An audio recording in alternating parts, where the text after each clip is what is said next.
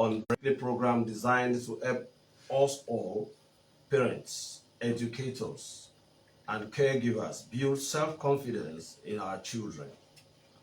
As we all now know, our children have unfortunately been facing a very serious challenge in their various schools, especially those in the secondary schools.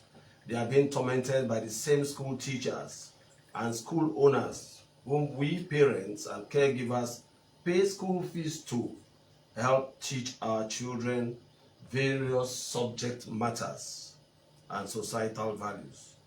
Rather, what do we get? They have formed themselves into a society of examination malpractice practitioners. They now compel our children to participate in examination malpractice. It has gradually become a societal norm. They have destroyed the academic self-confidence of our children. This is totally unacceptable.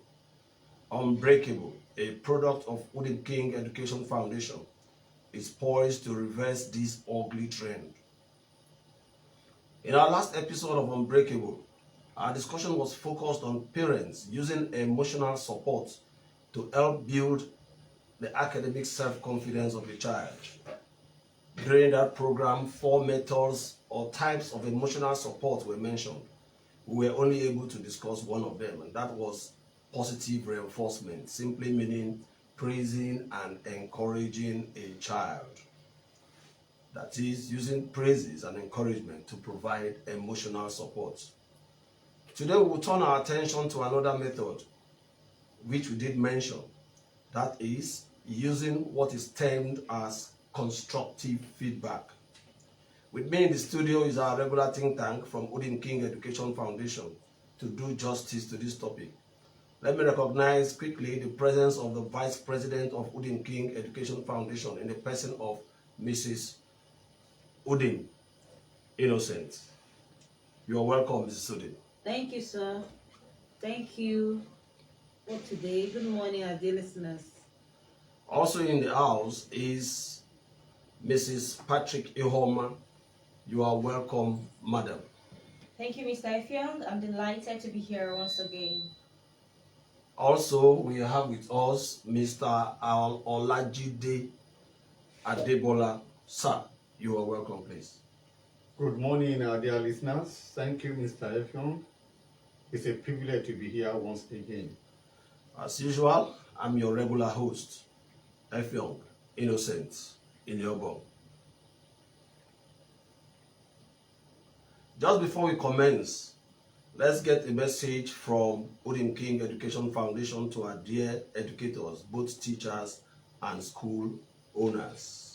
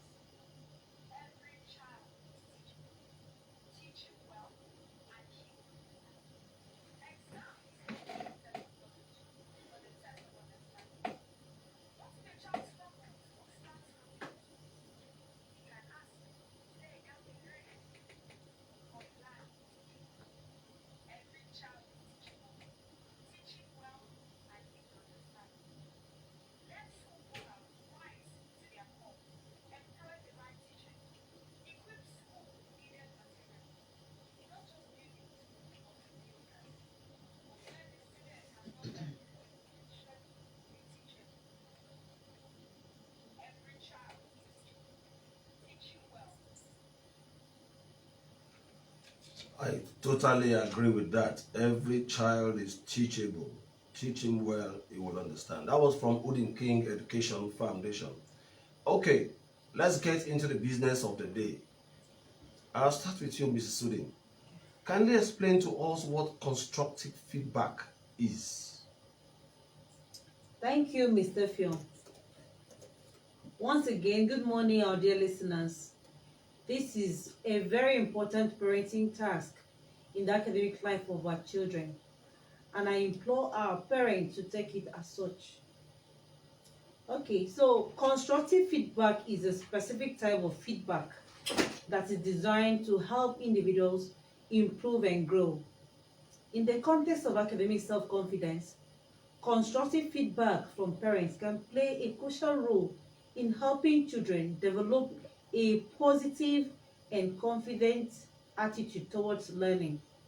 Before going deeper, when we say feedback, what do we mean by feedback? By feedback, we mean the information provided to a child about their performance, the information provided to a child about their behavior, or the information provided to a child about their actions with the aim or goal of helping them to learn, to improve, and to grow. So as the popular adage puts it, the one who is dancing does not see his or her backside. That is true. Yeah. Whether it is naked or not. Yes, it is the onlooker who provides him or her information on how he is doing and possibly what to do to make corrections. Thank you. That is exactly what feedback from parents to their children concerning their academics also do to the child. Now, in the context of academic life of a child, constructive feedback refers to the timely and specific information provided to a child about their performance in school academic activities. This feedback can come from the teachers. It can come from the parents or any of the caregivers. For now, our interest is on feedback from parents and caregivers. In summary, feedback from parents concerning a child's performance in school is to 1. Inform, that is, provide information about a child's performance in school. Okay. 2. Guide. It helps a child understand what they need to improve and how to improve. Okay. That's good. And 3rd is to motivate. It encourages a child to continue learning and improving. So by providing feedback, parents and caregivers can help children learn, grow, and develop the skills and confidence they need to succeed. Thank you very much, Mrs. Pudding. That was a very good introduction. You have really clearly, what was I going to say? Okay, you have really cleared the air about what feedback is in the context of our discussion. That was very good. The question now is how? How does constructive feedback from parents help a child develop self-confidence in their academic life? Mrs. Patrick, please, I would like you to handle this part. Thank you, Mr. Effiong. You see, as an emotional support tool, constructive feedback is one method that works like magic. It is a very strong self-confidence builder. I'll mention 4 ways. 1. Constructive feedback identifies areas of improvement. Constructive feedback from parents and caregivers help children identify the specific areas where they need to improve upon, Okay. thereby allowing them to focus their efforts on that specific area or areas and thoughts make targeted progress. That's very beautiful. Secondly, it helps to create or build self-awareness. By receiving constructive feedback from their parents, children can develop a better understanding of their strengths and weaknesses, which can help them make informed decisions about their learning. Okay. Thirdly, it encourages self-reflection. Constructive feedback encourages children to reflect on their own learning and identify ways to improve, thereby promoting a growth mindset and self-directed learning. A growth mindset. Yes, please. Okay. Finally, it fosters resilience. By learning to receive and respond to constructive feedback, Children develop resilience and they learn to bounce back from setbacks and challenges. Very, very important. Very important. Yes, when results don't come out well, they don't get discouraged. They know that with a little or more effort, they will catch up once again. Oh, that's beautiful. Thank you so much, Mrs. Patrick, for the concise analysis of the benefits of constructive feedback. I'm sure our listeners would like to know what makes a feedback to be described as being constructive. Yes, I'm sure. To enable our parents and caregivers know the features or characteristics of constructive feedback, we are going to listen to two different feedbacks from a parent to a child. And after listening to each, we will analytically tell our listeners which of them is constructive feedback and why. Before I play the message, let me quickly read out the phone numbers to call in, as this is an interactive program. So please, listeners, you can take these numbers down. 090 6000 4945. I take it again. 090 6000 4945. The second number 090 6000 5945. Once again, 090 6000 5945. And please let me also advise that you can send in messages through our WhatsApp number. This number, you can also use it to reach us even after the program. I'll take the number now. 0708 208 4335. One more time, 0708 208 4335. Please hold on, don't call in yet. Please, that's our private number. You can reach us even after the program, and you can send in WhatsApp messages. Now let's listen to the first feedback.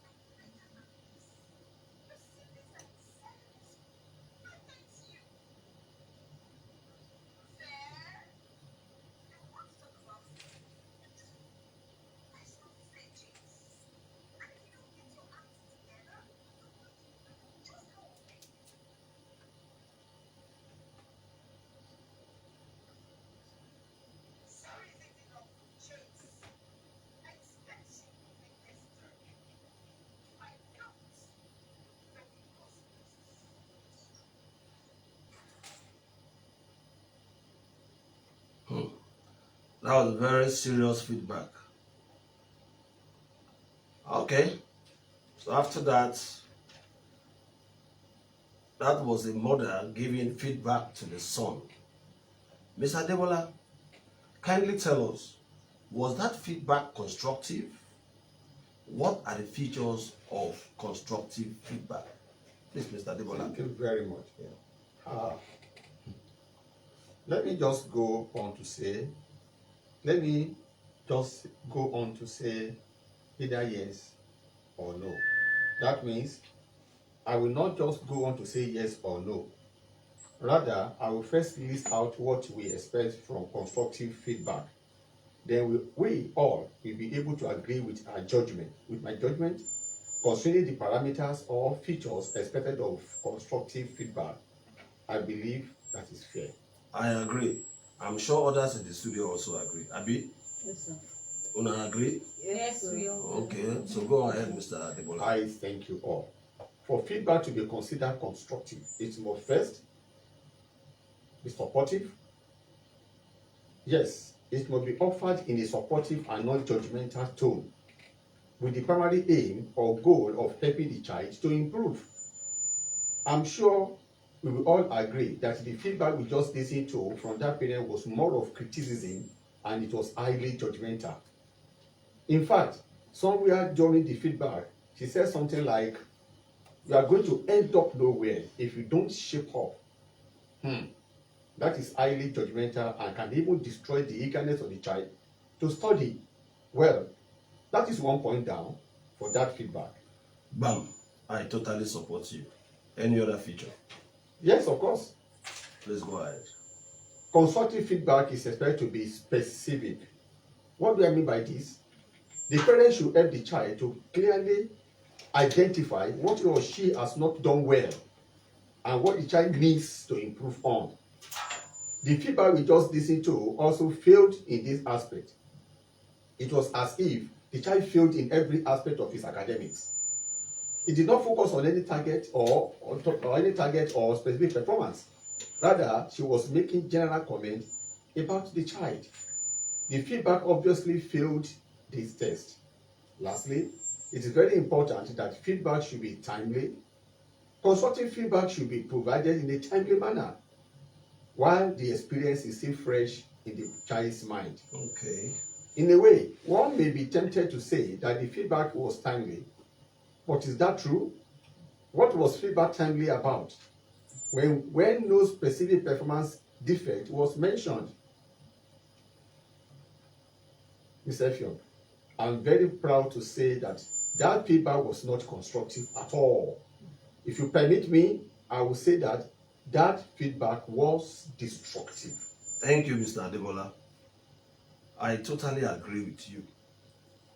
But I have to get the opinions of Mrs. Patrick and that of Mrs. Pudding, Innocent. So we'll do a voice vote. Why are you laughing? Let us do a voice vote. Parliamentary. Those who agree that the feedback we just listened to is not constructive, say aye. Aye. And those who do not agree, who do not agree that the feedback is not constructive, say nay. Nobody. That's it. The eyes have it. As for me, I will say that the feedback was not an emotional support tool. That feedback rather was an emotional distress tool. I feel so sorry for that child. I believe our parents and other caregivers are taking note of this.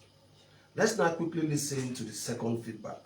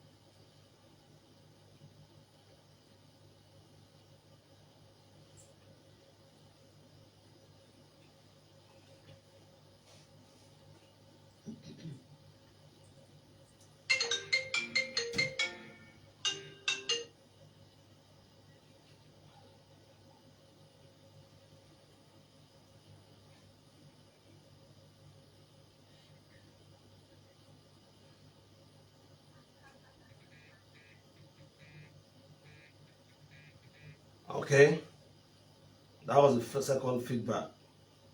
Mrs. Patrick, over to you. Help us with the analysis of this second feedback and let us know if and why you may recommend it as constructive or not constructive. Okay, let me borrow a cue from Mr. Adebola. I'll use the same yardstick he used. You're free. Go ahead, please. First, the parents in that feedback specifically identified the area for improvement. She identifies mathematics as the area where the child needs improvement. So following Mr. Adebola's parameters, the feedback was specific. That is a plus. Secondly, she asked questions to understand the child's perspective. She wasn't judgmental. She asked the child to explain what's been going on with his maths grades.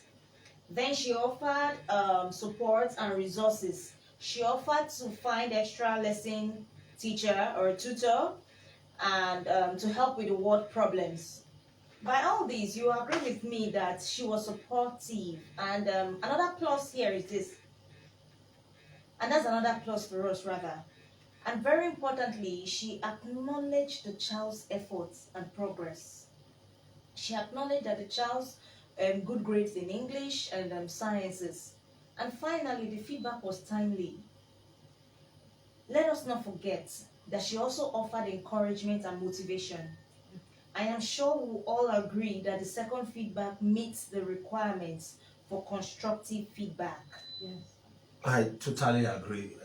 What about you? Oh, do you agree? Yes, of course. Yes. Fine. So that second one was really constructive. Ms. Studin, I would like you to come in, but before then, I think we should open our phone lines for callers. So please, our dear listeners, our phone lines are open right now, and you can start making your calls.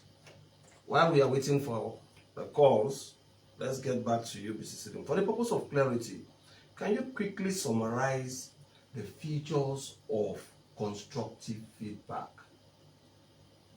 Yes, of course, Mr. Film. Constructive feedback needs to be one, specific. It must clearly identify what the child did well and what the child needs to improve on. It must be ambiguous. It must be.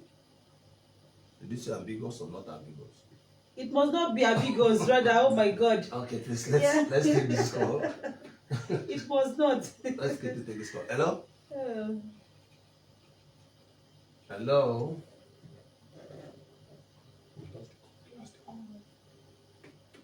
All right, go ahead. Okay, let me correct myself again. Okay, please do. I said it must be specific and it must clearly identify what the child did well and what they need to improve on. Okay. It must not be ambiguous. Highly emphatic, thank you. And secondly, the feedback needs to be supportive. Okay, It must be delivered in a supportive tone.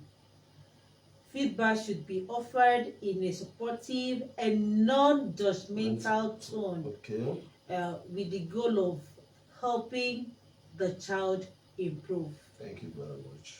Okay, quickly. It also needs to be focused and actionable. The feedback should provide concrete suggestions for improvement. And lastly, it has to be timely. We should provide feedback while the experience is still fresh in the child's mind. Okay, thank you so much. I believe by now our listeners will totally agree with the efficacy of constructive feedback.